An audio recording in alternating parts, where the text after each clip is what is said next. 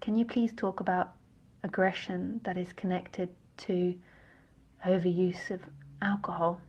Very, very close relative of mine with whom I spend a lot of time with, whenever drinks too much, becomes very verbally aggressive to me. In my body, I am becoming allergic to this behavior. It stresses me madly. I've voiced it so many times, all aspects in sober states. However, same patterns appear under alcohol. She was through many therapies to find the roots of the anger, but it keeps coming back. Thanks. It's also too heavy question, then just pass it. Thanks, Lisa.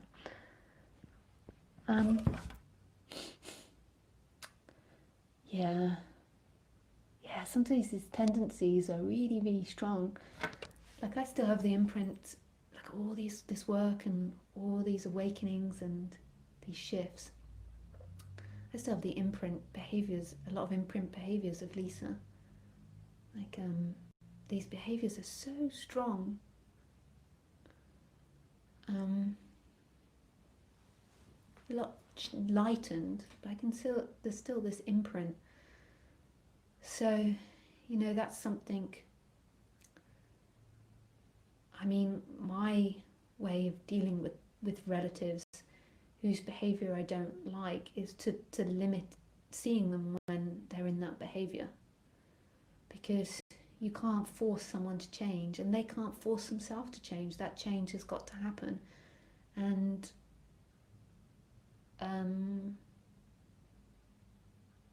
so I just remove myself when those behaviors are happening.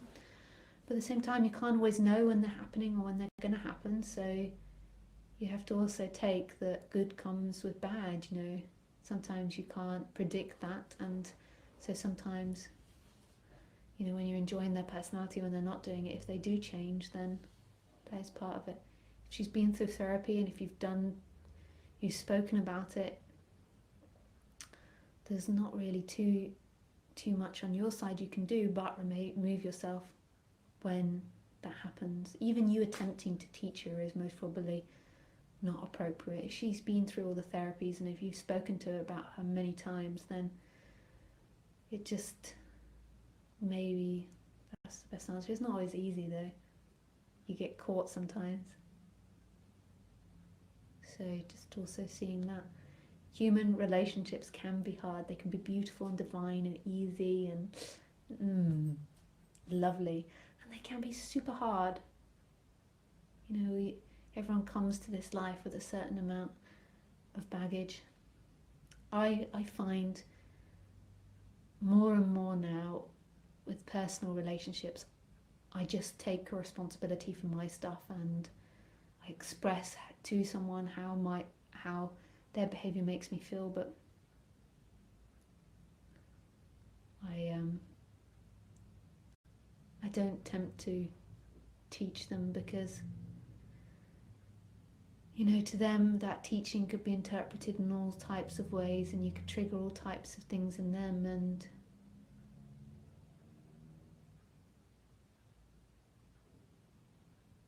it's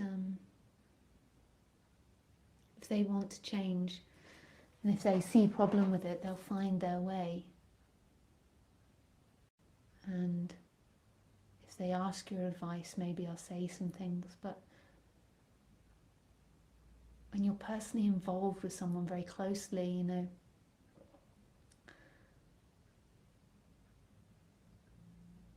trying to teach them something can be often your stuff, you not wanting them to be a certain way. You can express how they make you feel, but there's a very, very complicated thing teaching people when you're personally friends with them, and take it from somebody that's learned, over 7 years of speaking. I've learned befriending students is very difficult, and people that are in your personal life becoming students is very difficult, because once you cross that line into a friendship or a more personal relationship,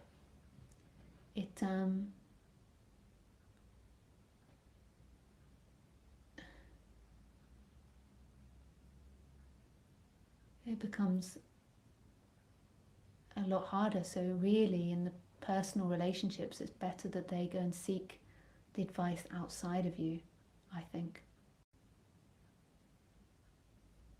Just from my experience, maybe other people are different.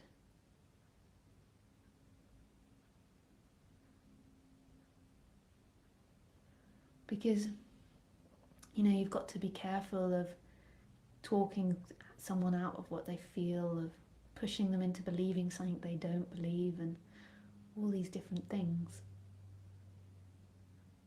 Because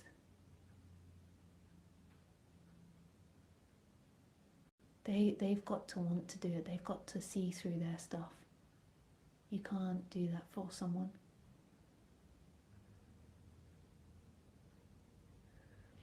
I'm a writer at the moment, actually, and it's something that I think, you know, over the 7 years is something that I thought a lot about, is how you deal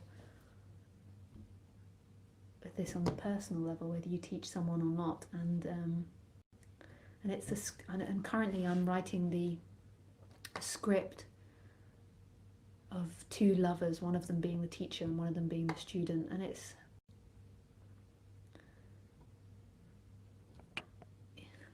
what a difficult dynamic that is. I mean, it's fascinating to write as a script writer, but because the person that's being taught, they're all in their game, and even if the person that's not teaching isn't in their game, the person that is teaching, they're at points wanting sexuality, at points wanting fun, at points wanting to enjoy themselves, at points wanting to teach. And that's fine for the teacher role, but the person that is bouncing all over the place, they'll be trying to please you, they'll be trying to get your attention, they'll be trying to do all these different things to get something. And moving into all of those different roles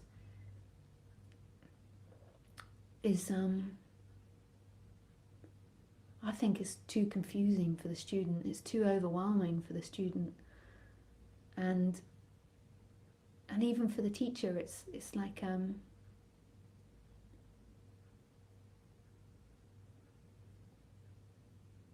it's better, I think, for the teacher, just the one that's maybe more clear, rather that they send that person off to work with someone else, and they just love their lover, and they just express what they feel and what's going on for them. And if the lover learns off them by chance, by a side effect, then that's okay. But with the objective of being the teacher, I think that's too complicated. It's too much fire. It's too...